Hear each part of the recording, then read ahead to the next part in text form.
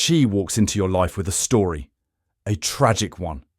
Every man before you hurt her. Every friend betrayed her. Every opportunity slipped away because someone did her wrong. At first, you feel empathy. You want to be the man who finally treats her right.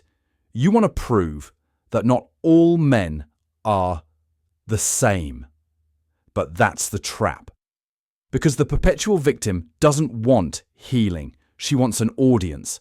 She doesn't crave growth. She craves sympathy. And if you're not careful, she'll turn your compassion into her control. See, this type of woman lives through her pain because it's the only thing that gives her identity. Her trauma becomes her personality. Her past becomes her excuse. And the moment you challenge her narrative, you become her next villain. It starts small. You try to help her see that not everything is someone else's fault.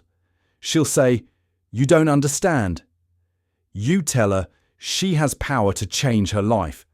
She'll say, "You're just like everyone else." And in that moment, the shift happens. You're no longer her safe place. You're her latest oppressor. She thrives on emotional imbalance because as long as she's the victim, she never has to take accountability. And as long as you feel guilty, she never has to change. What makes her dangerous isn't her pain.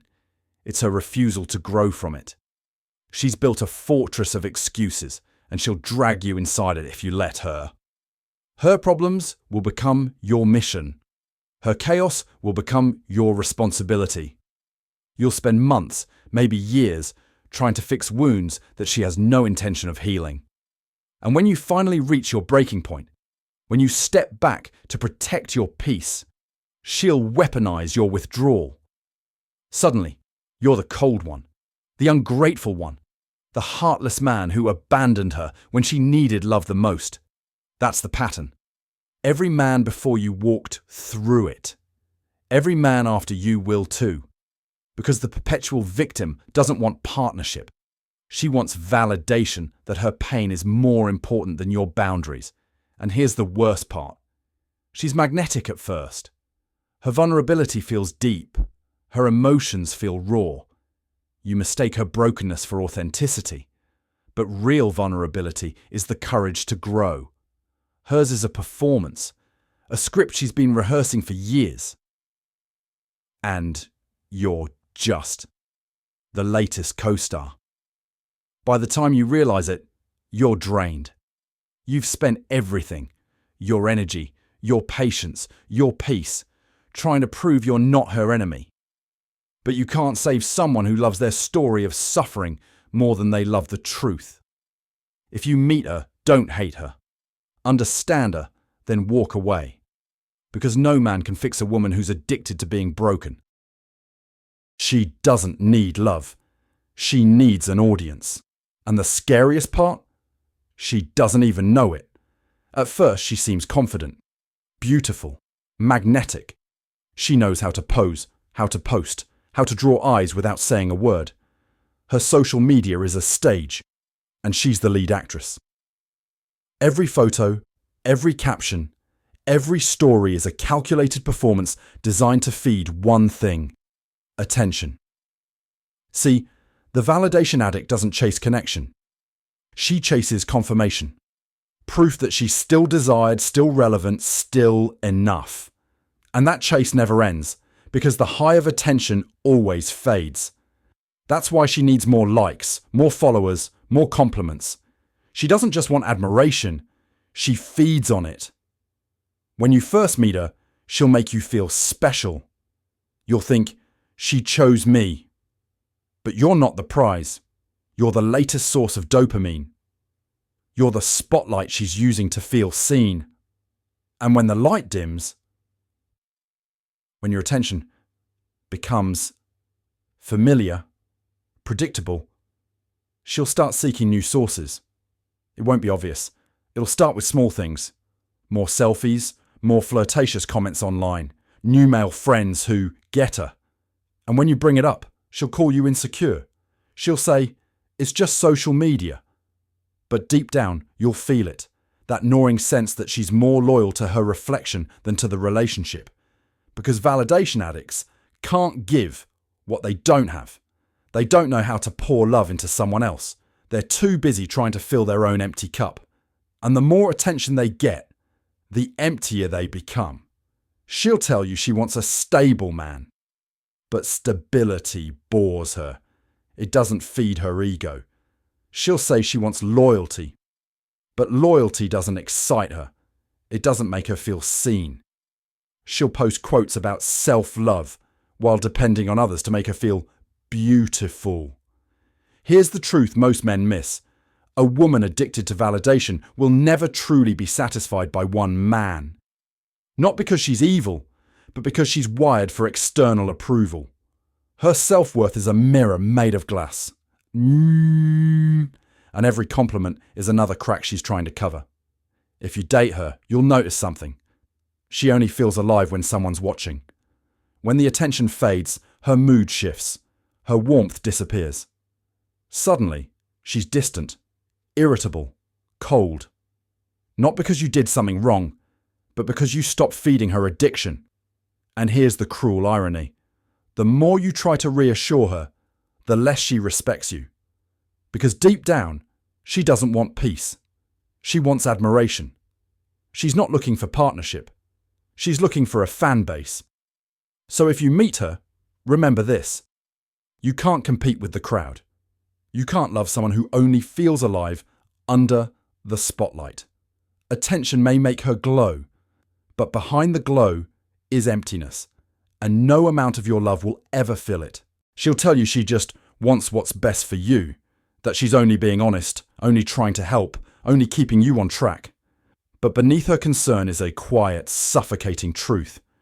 What she really wants is control. At first, it doesn't look like control. It looks like care. She checks in constantly. She asks where you are, who you're with, what you're doing. She'll say, "I just worry about you." And you'll believe her. Because attention feels like affection until it doesn't. Over time, that concern becomes correction.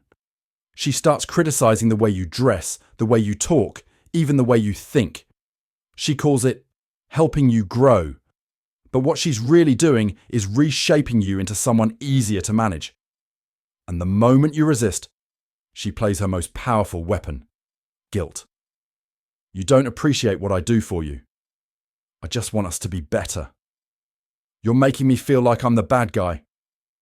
It's emotional warfare disguised as love. You start questioning yourself. Maybe she's right. Maybe you do need to change. But what you don't realize is, every small compromise you make erodes your identity just a little more. That's how control works. It doesn't happen through shouting or threats. It happens through a slow, subtle conditioning, training you to choose peace over self-respect, training you to stay quiet, to agree, to obey. And the more you give in, the more she tightens her grip. She'll isolate you from friends. They're a bad influence. She'll discourage your ambitions. Why can't you just be content? She'll even rewrite your memories. You're remembering it wrong. Eventually, you stop trusting your own judgment. You stop thinking freely. Because every decision you make now runs through one filter.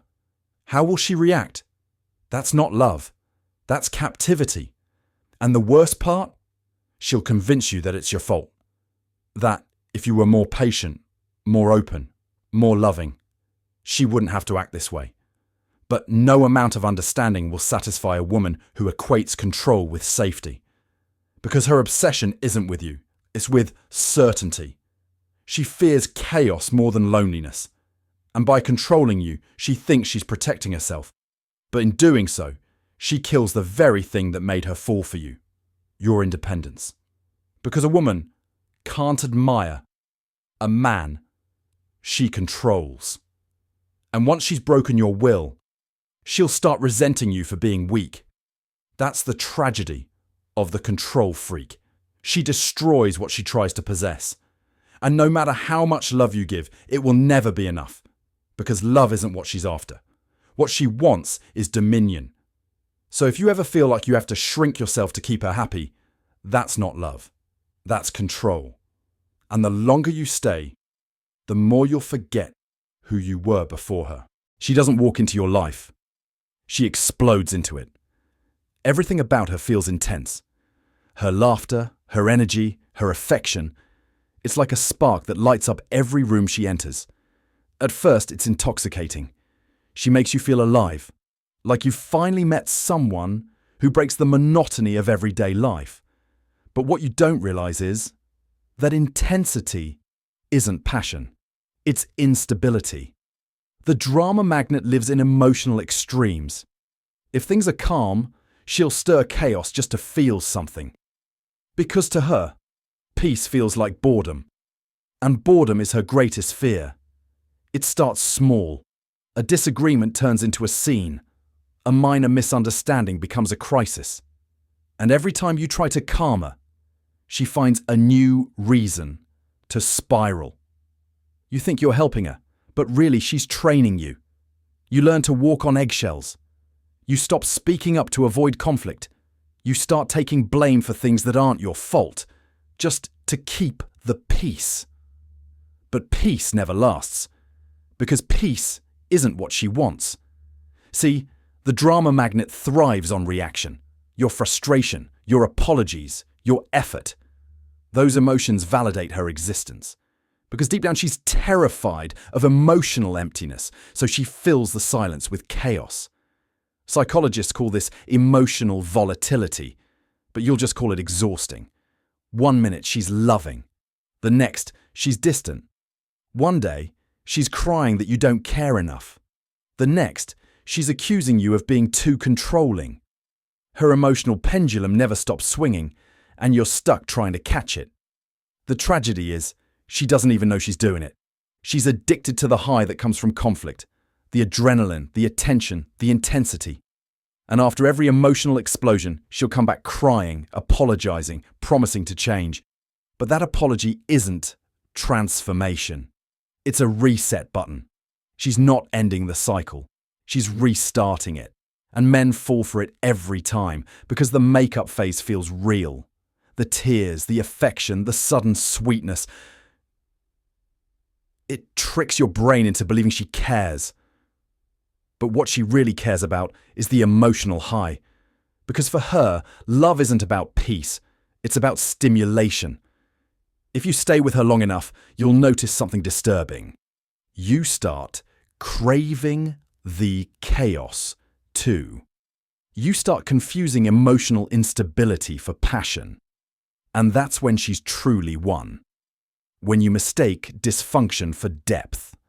That's the poison of the drama magnet. She makes destruction feel like connection. And by the time you realize it, your emotional energy is gone, replaced by anxiety, confusion, and fatigue. So if you meet her, don't try to fix her. Don't try to match her intensity. Because she's not looking for calm. She's looking for a storm. And if you stay, she'll make sure you drown in it with her. She's beautiful, confident, and carries herself like the world owes her something. From the moment you meet her, there's a quiet arrogance beneath the charm. The kind that says, you should feel lucky to even be near me. And at first you do. She's magnetic, high value, sophisticated. She makes you want to impress her. But that's exactly how she hooks you.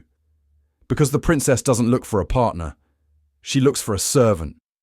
She's not interested in building with you. She's waiting for you to build for her. It starts subtly. She praises you for being a real man when you pay for everything. She calls you thoughtful when you bend over backward to make her happy. She rewards your generosity with affection. Until it becomes your expectation. Then, slowly, the dynamic shifts. Your kindness turns into her currency. Your effort turns into her entitlement. And before long, you realize that every gesture of love you give is no longer appreciated. It's expected. You take her out to dinner? Routine. You surprise her with gifts? Bare minimum. You miss one thing she wants? Suddenly you don't care anymore. That's the game. The princess operates on an invisible hierarchy, and she's always at the top. She believes her beauty, her time, or her mere presence is payment enough, and she'll attract men who validate that belief, men who confuse submission for love. But here's the truth. The princess's arrogance isn't confidence. It's fragility disguised as superiority.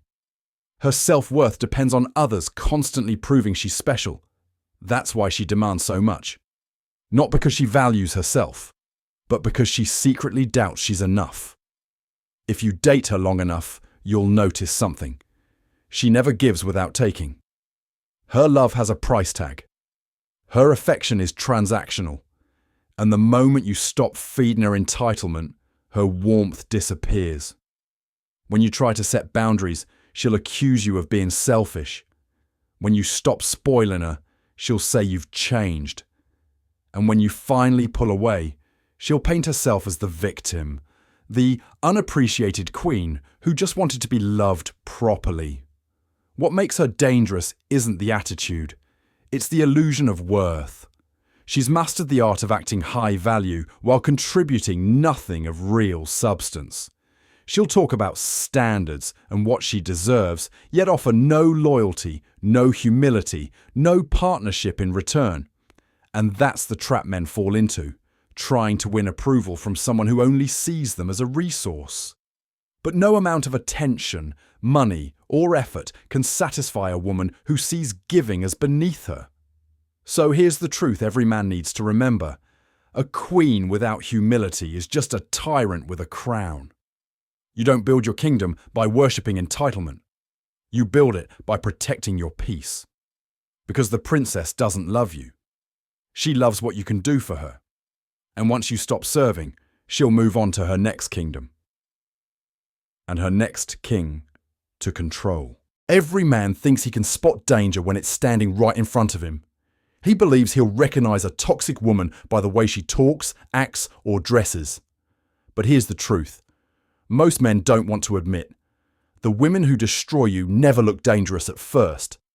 They look beautiful, soft, intriguing.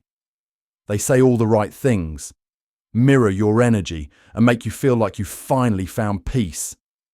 But peace without depth is just camouflage. And by the time you realize it, you're already hooked. See, men think choosing the right woman is about attraction, chemistry, looks, or connection. But in reality, it's about psychological survival. Because the wrong woman won't just waste your time. She'll drain your purpose. She'll make you question your confidence, your masculinity, and your sanity. And the worst part? You'll blame yourself. Because her chaos always comes disguised as emotion. She'll make you feel guilty for setting boundaries. She'll call you cold when you protect your peace. And she'll play the victim so convincingly, you'll start to wonder if you're the problem. That's how it happens. Not through force, but through confusion. Through the slow erosion of your strength. Every man learns this lesson eventually. The biggest threat isn't rejection. It's the wrong acceptance. It's opening your life to a woman who looks like a dream but behaves like a storm. And when that storm passes, it leaves nothing behind but ashes.